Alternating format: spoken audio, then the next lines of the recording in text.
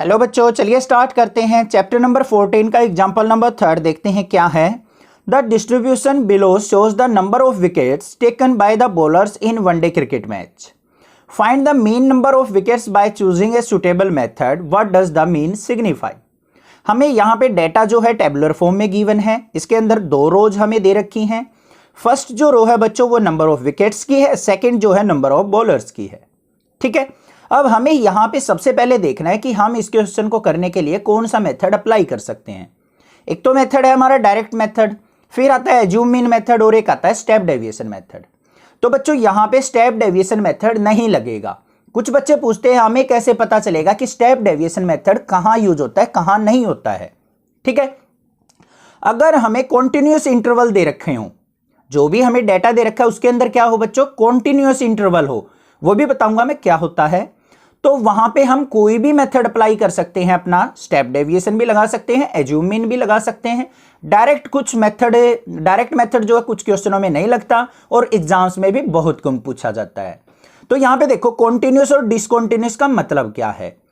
देखो यहां पे 20 और 60 के बीच में डिफरेंस कितने का है, क्लास इंटरवल 40 का, यहां पे भी 40 का। इस पे मूव ऑन करेंगे तो डिफरेंस कितने का हो गया, 50। यहां भी 50, सॉरी यहां पे 100, यहां 100, यहां 100। तो जो क्लास इंटरवल का डिफरेंस है वो सब में क्या है, अलग अलग। तो ये हो गया डिसकंटिन्यूअस डाटा। तो यहां पे हमारा स्टेप डेविएशन मेथड नहीं लग सकता, क्योंकि स्टेप डेविएशन मेथड के अंदर फॉर्मूला क्या होता है, मल्टीप्लाई बाय एच होता है, और एच का मतलब होता है हाइट ऑफ क्लास। वो यहां पे फिक्स है नहीं, तो वो हम यहां पे अप्लाई नहीं कर सकते। तो इस क्वेश्चन को अब हम कौन से मेथड से करेंगे, एज्यूम मीन मेथड से। तो चलिए देखते हैं कैसे करेंगे। सबसे पहले क्या लिख लेते हैं हम, फर्स्ट जो हमारी कॉलम बनेगी नंबर ऑफ विकेट्स की लिख ली। फिर सेकंड जो है नंबर ऑफ बॉलर्स की, ये लिख ली। ये हमारी क्या है, फ्रीक्वेंसी। डेटा एक बार हम राइट डाउन कर लेते हैं वीडियो पॉज करके। ये हमारा डेटा था, हमने यहां पे राइट डाउन कर लिया। अब बच्चों देखो XI की वैल्यू चाहिए होती है हमें, FI तो गिवन है। XI की वैल्यू यहां पे कोई हमें फिक्स नहीं दे रखी, तो हमें क्या करना पड़ेगा, XI की वैल्यू फाइंड आउट करनी पड़ेगी।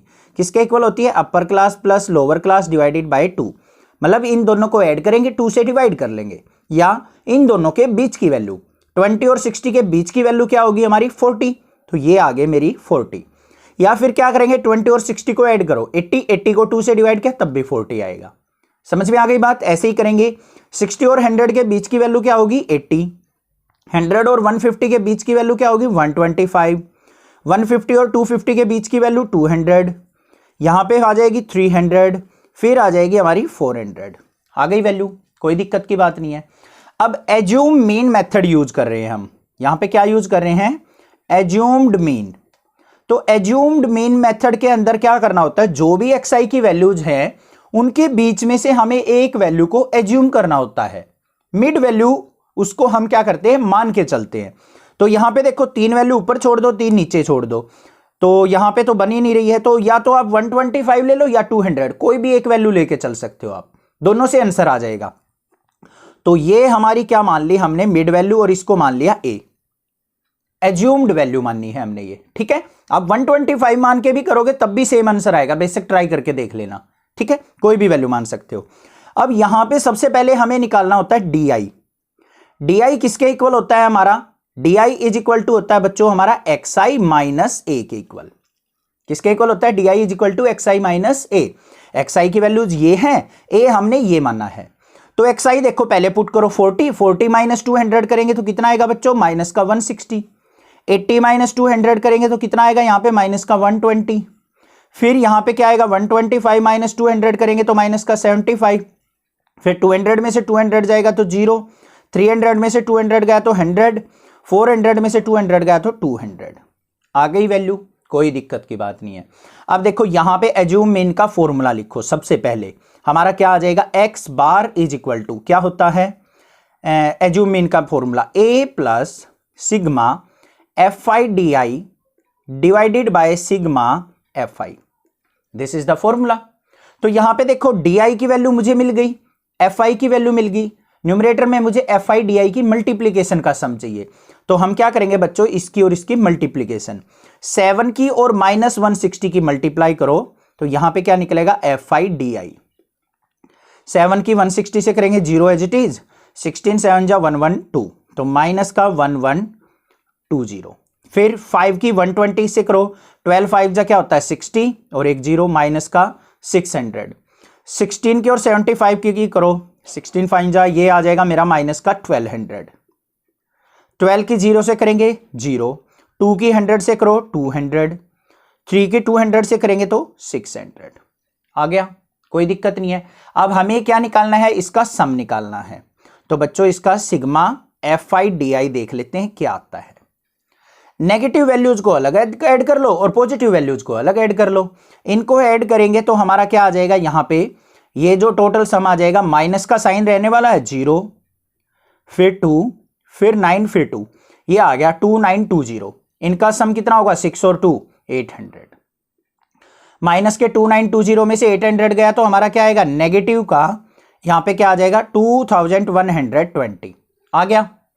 डिनोमिनेटर में क्या चाहिए बच्चों, समेशन ऑफ FI चाहिए। FI पे चलो, ये रहा, इसका सम देखो, sigma FI is equal to क्या आएगा हमारा 45, ये आ गया। वैल्यूज पुट कर लो अब। तो x bar is equal to, A की वैल्यू क्या थी 200, प्लस में समेशन ऑफ FI/DI कितना है हमारा माइनस का 2120 डिवाइडेड बाय FI कितना है हमारा बच्चों 45। बस सिंप्लीफाई कर लो, x bar is equal to 200, minus का साइन है माइनस रहेगा, 45 से इसको डिवाइड करो तो कितना आएगा यहाँ पे 45 4 जा 4 पे जाएगा, फिर ये कितना हो गया हमारा 4 4 जा ये हो गया हमारा 180, फिर हमारा किस पे जाएगा बच्चों 7 पे, और फिर जाएगा हमारा 0.1 पे, तो ये आ गया मेरा 0.11।